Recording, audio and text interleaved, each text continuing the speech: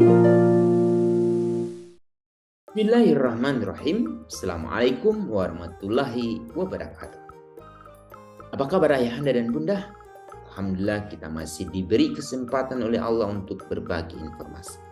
Kali ini kita akan membahas pasal 37 Konvensi Hak Anak tentang anak-anak dalam penahanan. Sebagaimana kita ketahui, Konvensi Anak ini telah diratifikasi oleh Indonesia sejak tanggal 25 Agustus tahun 1990 melalui keputusan Presiden nomor 36 tahun 1990. Apa poin yang ditekankan melalui pasal 37 ini?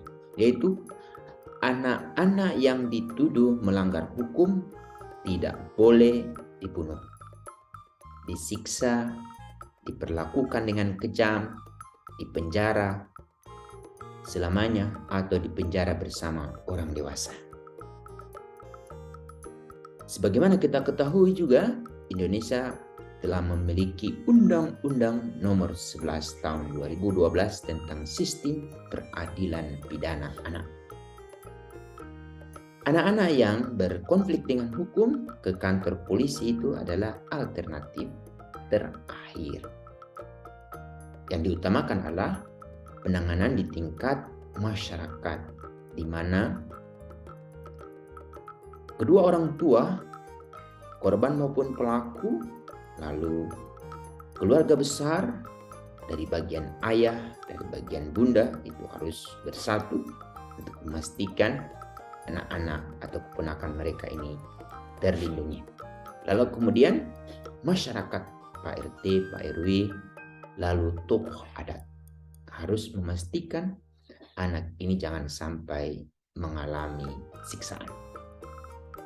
Meskipun anak tersebut telah merusak atau mengganggu ketertiban umum atau tidak menghargai lagi nilai-nilai yang berlaku di masyarakat, baik itu norma, aturan masyarakat atau aturan-aturan yang sesuai dengan undang-undang. Karena kalau ada anak yang seperti itu sesungguhnya cerminan anak tersebut selama ini dia adalah korban pengabaian.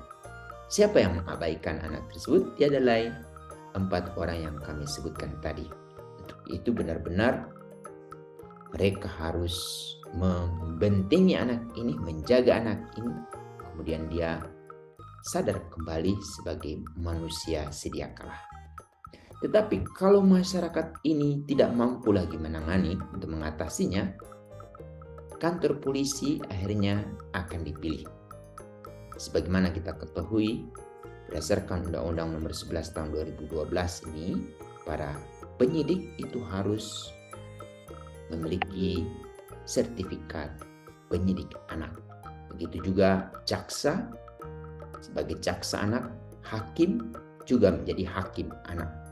Kalau anak itu sampai harus diproses sampai ke pengadilan, itu harus disidangkan dalam ruang sidang ramah anak.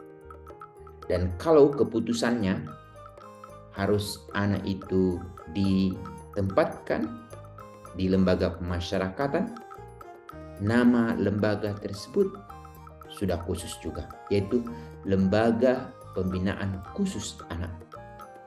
Sebagaimana kita ketahui juga, negara telah membentuk Undang-Undang Nomor 22 Tahun 2022 tentang pemasyarakatan. Di sana secara jelas bagaimana harapannya anak-anak itu ditangani, jangan sampai mereka mengalami kekerasan.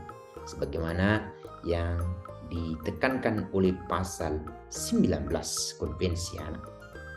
Kemudian anak-anak ini juga harus ditangani oleh pengasuh yang paham tentang anak tersebut, karena sebelumnya anak ini adalah korban pengabaian dari kedua orang tua, dari keluarga besarnya, dari masyarakat maupun dari tokoh adat, yang menjadi penting juga. Kemudian anak-anak ini juga harus terakses pada layanan kesehatan, sehingga mereka dapat beraktivitas, baik itu sehat secara fisik, mental, spiritual, tapi yang menjadi penting adalah sosial, sehingga dia dapat kembali menjadi manusia yang utuh yang harus ditangani. Anak-anak ini juga harus terus dipantau bagaimana perkembangan dia selama di tempat penahanan dia. Ini juga penting.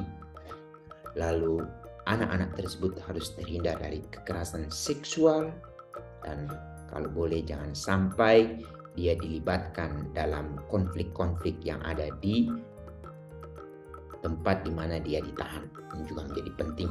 Terakhir adalah anak-anak ini harus direhabilitasi, terutama terkait rehabilitasi kesehatan yang harus ditangani oleh tenaga medis sesuai dengan hasil asesmen tenaga medis. Kemudian anak ini harus benar-benar dipastikan sehat. Kemudian yang kedua, rehab sos akan ditangani oleh Balai Kesejahteraan Sosial untuk memastikan anak ini siap untuk menyatu lagi dengan masyarakat. Tapi ini yang menjadi penting pada saat anak nanti akan dipulangkan, kemudian direintegrasi, adalah kesiapan anak menyesuaikan diri dengan lingkungan di mana dia sebelumnya ditolak. Hari ini dia akan diterima kembali lagi, dengan catatan masyarakat itu juga sudah dipersiapkan. Ini saja mungkin yang dapat kami uraikan terkait dengan pasal 37 Konvensi HANA. Demikian, Assalamualaikum warahmatullahi wabarakatuh.